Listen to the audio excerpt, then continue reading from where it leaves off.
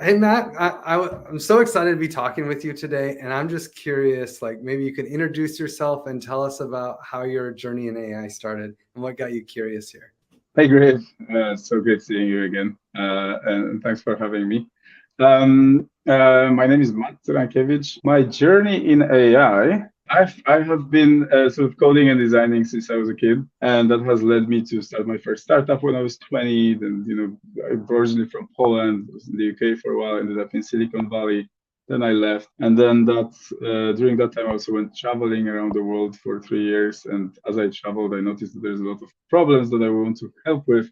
So I kind of redirected the agency to focus on sort of driving impact, and that has led us to the idea of like trying to build a better future. And then we started the Burning Man camp around building a better future, which was the first sustainable Burning Man camp. Then we had an What event what's series, the name of the camp? just F, Friends, Just Family, F? Future, just F, yeah. And then we had this event that came out of it called Future Horizon that started in the Caribbean and just started happening around the world. And out of that, we started initially a DAO and then this like organization called Future Quest that sort of gamified and incentivized organizations and people to support primary Web3 projects for climate. Recently, I started FutureWorks as an experiment. 7 or 8 years, we have worked quite a lot on AI companies, so to speak. And then recently, with all the advancements that happened, I wanted to try what would it mean if we work with AI, not just on, and here we are. That's amazing. And what is possible with AI? Like I mean, this is something that I feel like you have dove pretty deep into. What's possible, what's not possible, where is it really useful? Where is it like the hype is way more than what they say? Yeah, firstly, what I'd love to address is the hype because we've seen a lot of people, GPT-4 came out and everyone's like, oh my God, AGI is here and we're either doomed or we're like, we'll solve all problems of the world or like everyone's fired within 3 months. The hype is something that has driven a lot of people to kind of really declare a lot of things that don't really work. So, I think there are 2,000 AI tools that came out within the last 6 weeks or so, right? Wow. And if you look at any of those aggregators, like there is an AI for that. I think there were like 150 or future tools. There are a bunch of those sites where you can find those tools. There were like 150 of them like 2 months ago, or even 6 weeks ago. And now there are 2,000 plus, and all those different uses came out. And now like sifting through that takes some time. So I think that there's like what works now and what reliably enough we can assume will work soon and is good to prepare for, and what doesn't really work. And maybe let's start with what doesn't really work. I think what does not work primarily is anything that you would promise you to have anything in seconds or minutes, right? And the kind of mindset that you can just have with a prompt, you can have an outcome. I feel like a lot of people get like disenchanted by those tools and different systems because they don't get a result like immediately. What really works is like having people who know how to use it and Hmm. then interface with it. Some people refer to those as prompt engineer, but we we feel like if you think about it as kind of teams, then it makes sense. The team has people using AI deeply, that kind of works. And then over time, I feel like what will work is the mindset where those instances of AI can almost become like team members. And so when you interface with different, you can interface with people and you can interface with instances of AI performing something. Now we're definitely, I think, headed there, Hmm. but not necessarily there right now, although it works in some cases. Auto GPT, right? A huge hype Yeah. in agents. And I think agents are like in general like a great idea, right? But I really have been asking for 3 weeks to all my friends, like, have you seen a case where Auto GPT actually accomplished something? And and there are some isolated kind of simpler cases, but I haven't Yeah. seen anything that would actually really work. No. Though the mindset is interesting. Yeah, go ahead. We did a hackathon, an internal Giveth hackathon where everyone Yeah, had like a day off to hack on something, and one person used Auto GPT to make kind of just a Google Colab page with like a few really simple tools, like put the Yeah. YouTube link in, and then it will summarize what's in it by scraping the, the subtitles, and then like summarizing the subtitles and giving you, and with a good prompt, right? So it was Mhm. almost like, it just made it a little bit faster than using ChatGPT, Yeah. but still Yeah. kind of nice, a good user experience. Or I would say the one that was better, because they made a few of them, the one that was better was like, input this CSV file, with data, and then ask me questions about the data, right? Mhm. And they did some prompting, and like, I think it worked better for some sets of data than others, but large data sets, and all of a Mhm. sudden, okay, I can just ask, how, some very interesting questions that would take data science people some time to build, Yeah. models for. And it's And like, wow, this is really amazing. But at the same time, just to like kind of jive off what you were saying, in the hackathon, the projects that won, they didn't like have AI do something and just be like, it's done. It was like they did a lot of work with AI, and it created something pretty good, and then they stopped using AI and finished it and made yeah. it really nice. And Yeah. that was a clear pattern, that like AI is really good at being like a huge support. It's like For a something. jackhammer instead of a hammer, you know? Yeah. Oh yeah. It's a Oh, better. but when That's a you better get done product. Yeah. jackhammering it, it's not like that's the finished product, It's just like it did a lot of the work, and now you have to Yeah. like finish it. Yeah. Finesse it. Yeah. Yeah. That's our approach actually. That kind of describes what we've been doing quite a lot. You use the jackhammer where possible, but then you need to really work to finesse it using human talent. Even if the information is quite right, people are sort of not trusting the results, right? And which is quite interesting. They're still often looking to like some person to tell them that this is right. And and so it's almost like you need to have like that person to go like to approve it. And I wonder if that's probably going away at some point. But Mhm. currently, I feel like when it comes to like tasks that perform, get data, visualize things like you mentioned. Was the hackathon done on AutoGPT or like a GPT-4 API kind of? It was I think it was agent no, it was It was auto using GPT agent in Python. AutoGPT. It was Yeah, auto GPT just yeah, on Google Colab like yeah. doc. I can send you the link. Cool. Yeah, yeah. I'd love to see. I'd love to see it. Yeah. Yeah, so there are a whole bunch of things. I think what we've noticed really works is kind of like also streamlining. Like if you have different team members and you just kind of like have this culture, okay, let's use these tools. Because Mhm. like I said, a lot of people actually have, we've been using GPT-3 since it was, made available, so like 2020, Wow. I think. And but like not really. We would summarize things in some API for some projects we did or something. It wasn't like used to its depth, I guess. Yeah. But also the results we had, you couldn't like get a website made by it or something like that. Yeah, and I think at least my experience with this hackathon was that when people who were specialized in an area, like when a designer tried to do a design, it Yeah, worked out really well.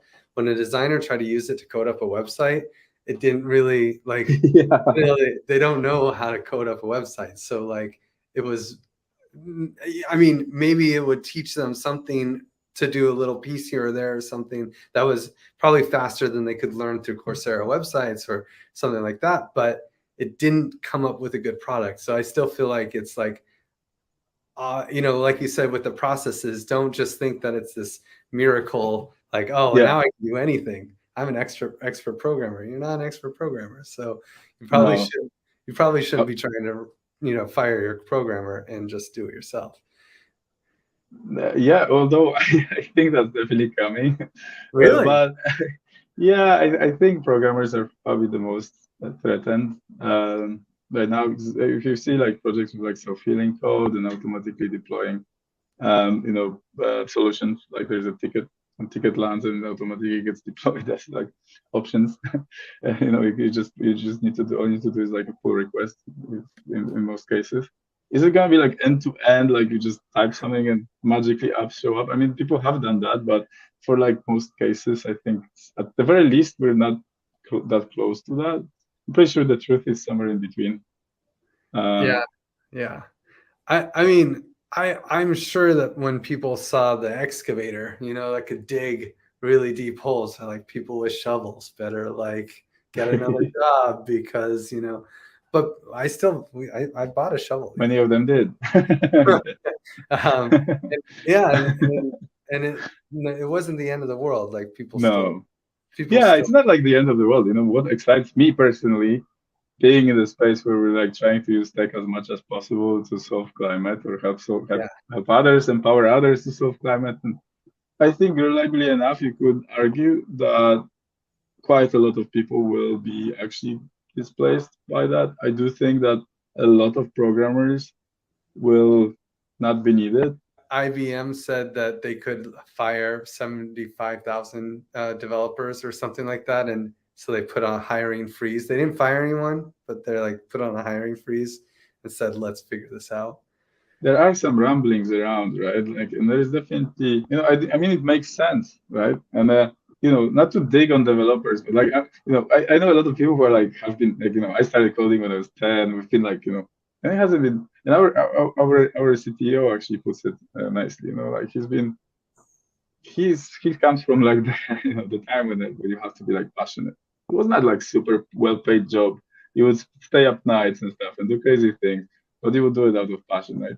And then at some point, it became like a really good way to make money. And I think those are gonna go first because it's actually, even in our case, we can see optimizations using automation that like are better than some of those cases that we've had in the past. Personally, I think there is an opportunity coming back to climate is that's a lot of smart people who are capable and maybe they weren't necessarily passionate or like they haven't been training. The climate industry, lots of passionate people. In climate, yeah. That's why, and we've got this threat coming that sort of affects all of us, right? Like the supply of talent, the amount of people who will be working to solve that common problem might really help to optimize the funding gap that is like estimated to be something like $7 trillion per year right now to reach the Paris Accord goal.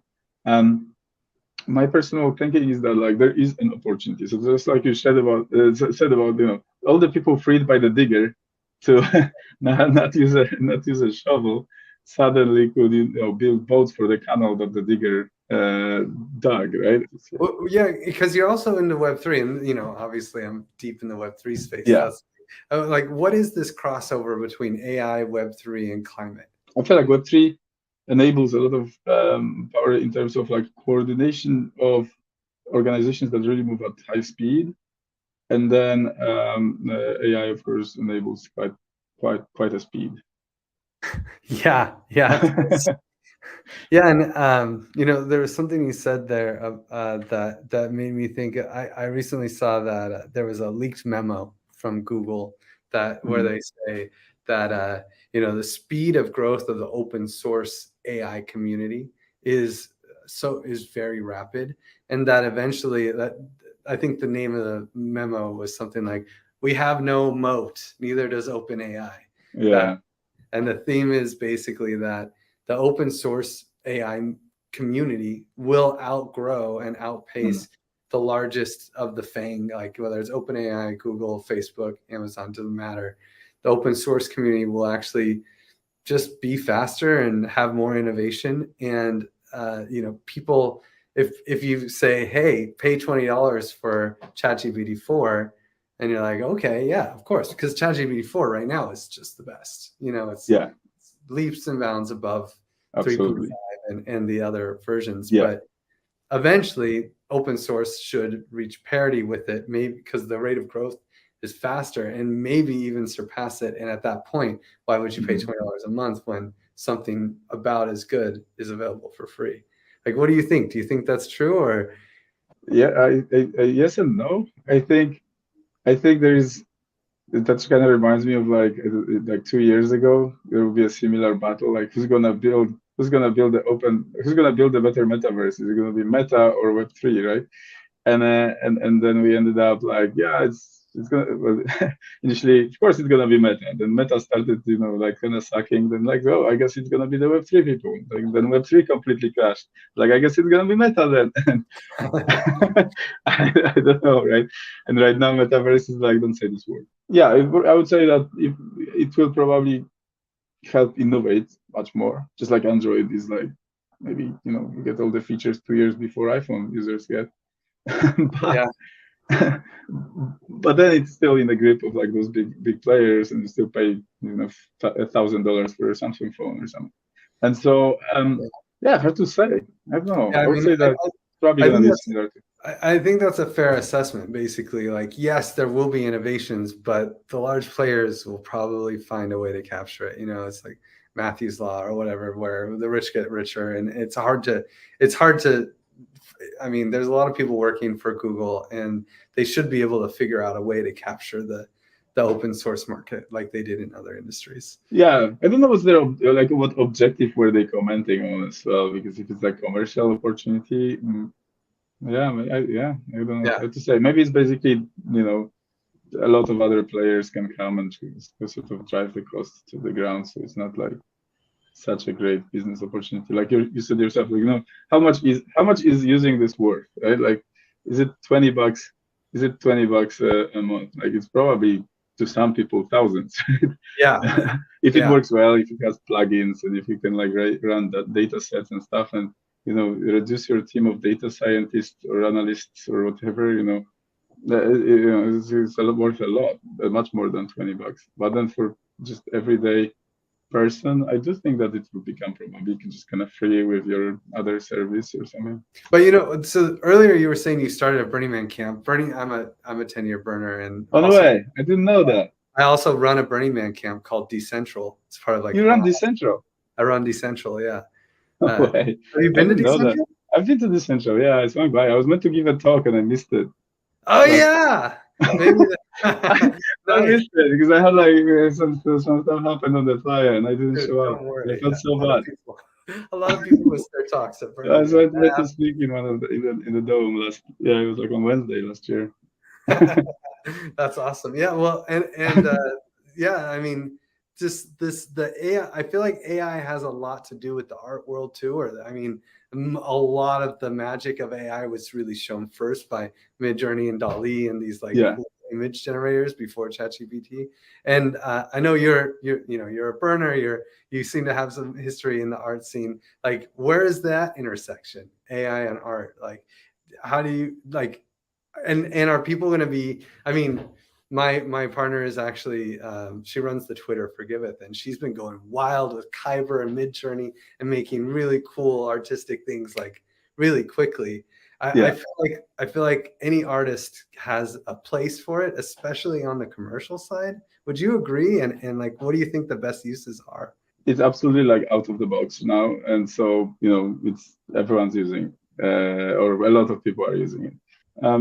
It does probably mean that a lot of the people who were just kind of like artisan illustrators and even photographers who did like the more commercial side of photography, stock photography, and so on, will probably not, the numbers of those people will shrink. But what it enables in terms of like just expression and arriving to like much more refined concepts, I feel like there is always a lot of, almost this will do, right? Like you have your time. Like, let's say you have a project. Even if you're an artist, you're always like, you've got your next show and you've got your, you've got some sort of, you've got like, let's say, a residency for a month somewhere in traditional painter. Let's say you've got a residency for a month. You have to create, let's say 5 pieces.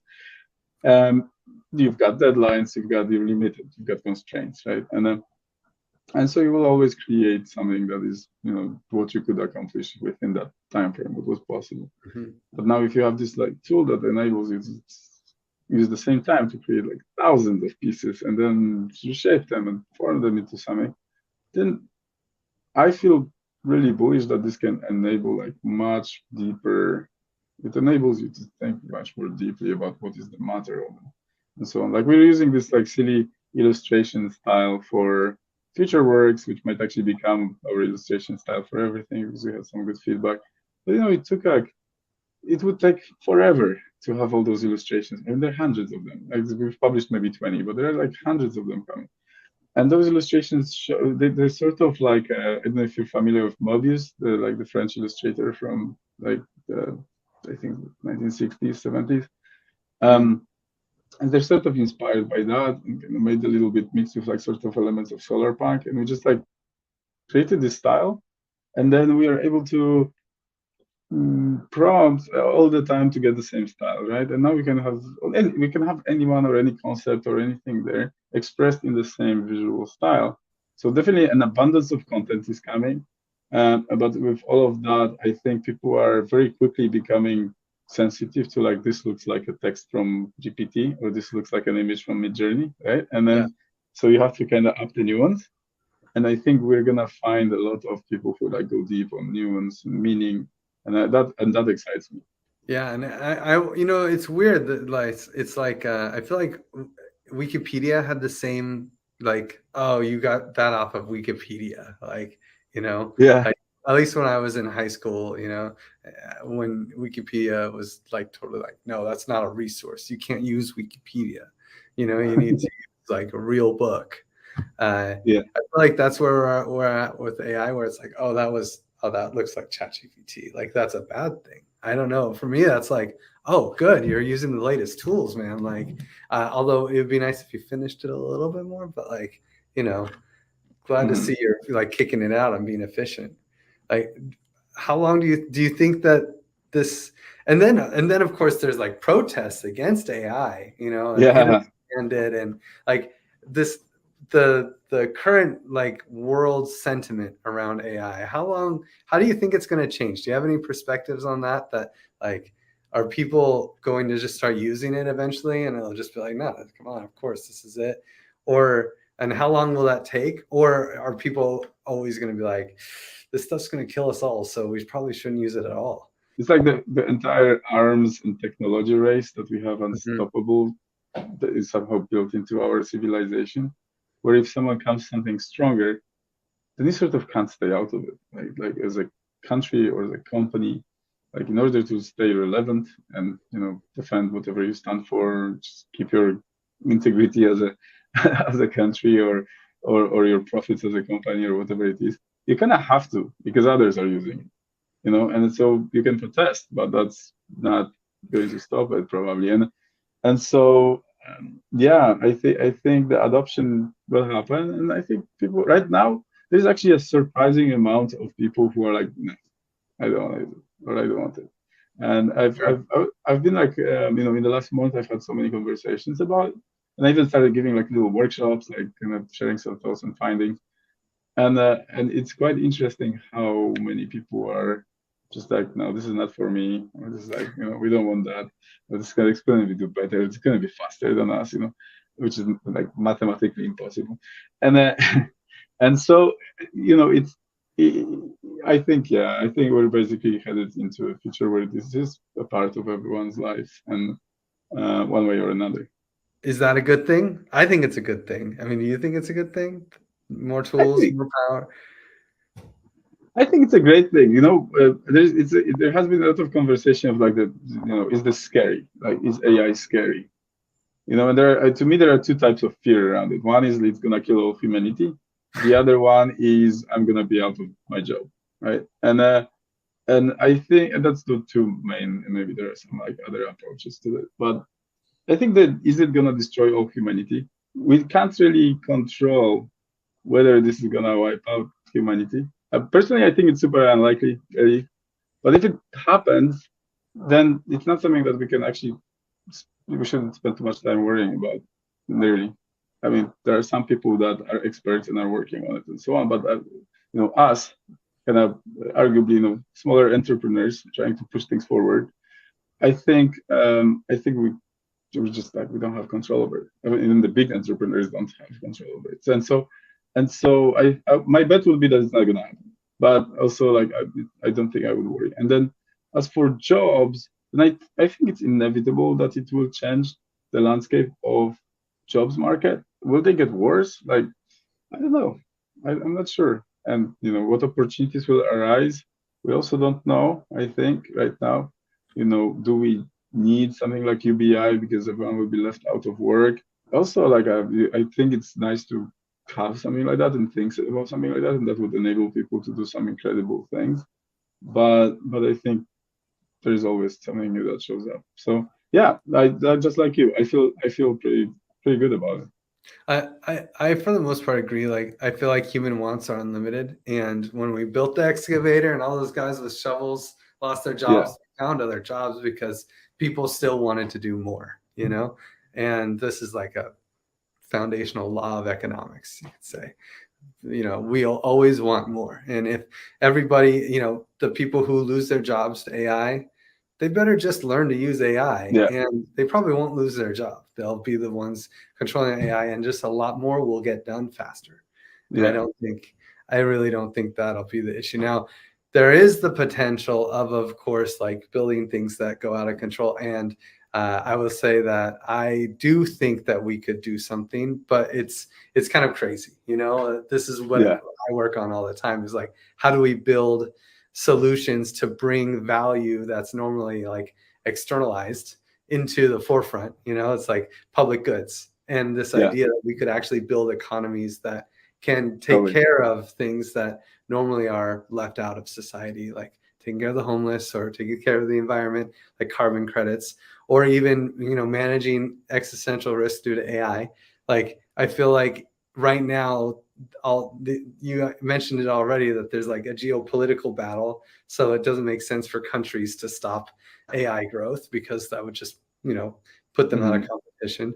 And also, you know, companies, of course, move fast and break things. First to market wins. You know, they kind of like maybe will take more risks, even if they think it might cause some harm. It's like, it's good enough. Let's go. You know, if we could actually create an economic means where slowing down and doing things more carefully will pay off because there's an Yeah, economy that you earn yeah, points in that is worth something. Maybe we could actually mitigate some of this risk by creating another system outside of the systems we have today. Maybe we're too late. Hopefully not. I don't think so. I think people are smart, and there's always a lot of doomsday yeah, around things. I'm less worried about AI and more worried about the meta crisis in general. Have you heard of this concept yeah. of Absolutely. crisis? You know, It's pretty AI is just horrifying. one of 1,000 technologies that are going to be developed from, you know, now till, you know, the next 10 years Yeah, that will have the power to kill us. So, you yeah, know, I don't think if it's hard to put your bet on one of them. You know, I wouldn't be surprised if I, I'm I wouldn't be surprised if there were some major catastrophes that caused some real issues. But whether or not you bet on AI or CRISPR or, you know, this yeah. technology, I heard a technology out of Japan where it can like, if you look at an image, it can read the magnetic brain waves and regenerate something close to the image, you know, Like like based on like fMRI or like yeah, I yeah, mean, I don't know the details at all, but it basically uses some kind of magnetic resonance to yeah, understand what you're looking at, you know, yeah. and Well, there was images. this recent outcome that they've been able to use like current models to actually, decode your thoughts to quite a degree. Personally, I know what I want to contribute in this. I really care about environment and retaining some sort of some degree of biodiversity on the planet.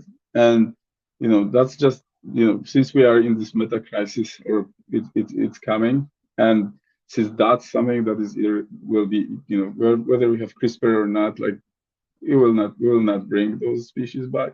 We'll probably there are some things that are irreversible, and I do think that, like, enabling various tools, and you mentioned, building regenerative economy and so on. Those things are very important, and I think it is not too late. In fact, it is. This is the time. Even if you told me in January this year that, like, suddenly we'll be using AI to produce things, having tested it over the past 2 years or longer, I would be like, I don't know. And now we are using AI a lot, right, to do all sorts of things. And and that just happened so suddenly and spread so quickly. I mean, I think Yeah. I didn't, yeah, GPT 3.5 reached like 100 million users in like a month or something.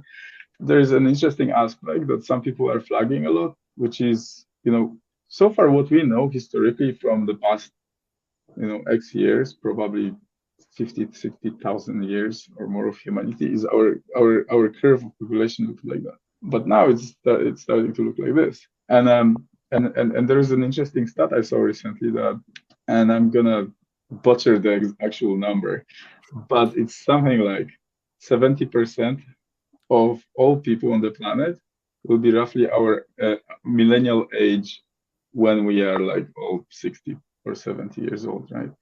And so if you can imagine a world where most people are that age, then what do you do? I don't know. What do people do with abundant AI? Play like, gamble on bingo or what? Let's see, right? But we're definitely not headed where like history can tell us, okay, this is what the world looks like. A lot of past models will get rewritten. I think that's the one thing that I'm sure about. I agree. I agree 100%. They say like the meta crisis is like exponential technological growth plus lack of global coordination. And if we Yeah, can fix the global coordination, mm, then we can have exponential technological growth and have a absolutely. very advanced Yeah, technological society. So the yeah, magic is in coordination. And yeah, and I think lots of fully agree there. amazing people like Yeah. yourself and everyone in the crypto space, it seems, at least other than the degen number go up people, uh, that they're working on it, and Yeah. many people in other spaces too. So I think the future is bright, I more do, bright than gloomy. I think absolutely the future is bright. I think that it also might be pretty wildly bad. Therefore, it's worth actually, encouraging people, making people care. That's Yeah, I feel like that's a big mission. Like, this can like a lot of people feel like they can't do anything about it. And something like 70% according to World Economic Forum, at least 70% of young people like, have huge anxiety about the future, right? Like they're worried, it affects their life, they can't function properly. There is so much that can be done as well, still, yeah. and it's just making sure that this happens. I saw a very interesting post recently, and I can't remember who posted that, but it was like if they said like if they were to recommend what is the best career 10 years ago, it would be like go study software engineering. But right now, just go be a skilled worker. One prepares to do things like install solar panels or refit buildings and reorganize things because there will be a lot of demand in that space. And it will take global coordination, a lot of work on multiple layers. Like in the Web3, we tend to be like a little online with some like gamifications and stuff. But there will be a lot of this actual just manual work that AI is not not taking Yeah. away. That will need to happen in order to reconfigure things. Just built infrastructure accounts for a lot of the emissions, and there's a lot of investment going into that space, which we'll be discussing at our gathering in Portugal in June quite a lot. So, Oh, tell us um, more about the gathering. And actually, and also oh yeah, like, sure, in fact, I think we're probably near the end of our yeah, attention span. um, and I'm wondering if maybe you could tell us about this event in June, and also tell oh people sure, where yeah. they can learn more about like Refi Miami, Future Works, Future Quest, and all the crazy stuff that you're doing. Cool, cool. Yeah, yeah. I didn't came here to to shill an event, but we are, hosting our Future Horizon gathering at like a little palace in Sintra, in which is near Lisbon in Portugal. It's quite awesome. A bunch of people are coming. We've got some incredible speakers. Actually, I'm super excited for what's happening. And also, we haven't even announced. I think that's happening. You can look up Future Horizon. There is a lineup, and there's an outline of activities and what's happening. In general, we've sort of evolved to become like a sort of, because it comes from Burning Man originally, it came sort of like out of that culture. We sort of created this like space in between, which allows for connections and matchmaking between people who are like in Web3 institutions investors, entrepreneurs, indigenous, there's some billionaires and philosophers and so on. It sort of like creates this space where people just connect really and exchange ideas. We've realized that what we have been doing well was like actually just kind of welcoming people and connecting them, right? And empowering them. That's what FutureWorks will do, which is this AI-powered, essentially digital agency. Empower those entrepreneurs, founders, to create projects and do it much faster and cheaper than it would be possible otherwise. And that's the premise of FutureWorks, right? And then there is FutureQuest, and FutureQuest was built as this like environment where we drive financial capital and human capital towards projects. We did our grant pool last winter. We've got quite a lot of incredible projects that we could consider. We've selected I think 20 altogether to work with, and so now actually we're sort of bringing all those elements together, and we want to make sure that we can really empower founders to drive impact in towards climate, towards the environment. And that means, founders of bigger organizations, but also those solo entrepreneurs and micro entrepreneurs and various people who would maybe be displaced by AI, and now they can find themselves kind of solving some problems, So the event gathers the people, they connect and often create some solutions, or invest in each other's companies, or join each other's boards and so on, or we just become lifelong friends, or get married. And and that escalated quickly. What's that? That escalated quickly. We were just friends, and now we're getting married. Oh my gosh! It happens, or is about to happen. And we've got the digital side of it, which we are going to be progressively releasing, but we'll be actually announcing that in Portugal. Very cool. And how do people like get more involved in FutureWorks? Like, are there Twitters to follow, or any kind of this? How do people learn? Follow you more closely. Sure. I think everything is linked from my little sort of Linktree website, which is at mat.cy. So Matzi, which is also my handle on pretty much everything, except on Twitter I couldn't get it, so it's matcy_. But maybe nice. One day they will finally free up the unused names. But but it's mat.cy, and all our organizations are listed there, and so a little bit the story, and even the music that I've been mixing sometimes. So nice. Yeah. That's super cool, man. Well, thank you so much for coming in and giving us the latest on the AI world and your thoughts on it. I think it's super cool, especially the opportunity in climate. I am a big believer, and I can't wait to see how Refi Miami and the event in Portugal goes. So, absolutely, super excited for it. Thanks for having me. Yeah, thank you, man. See ya.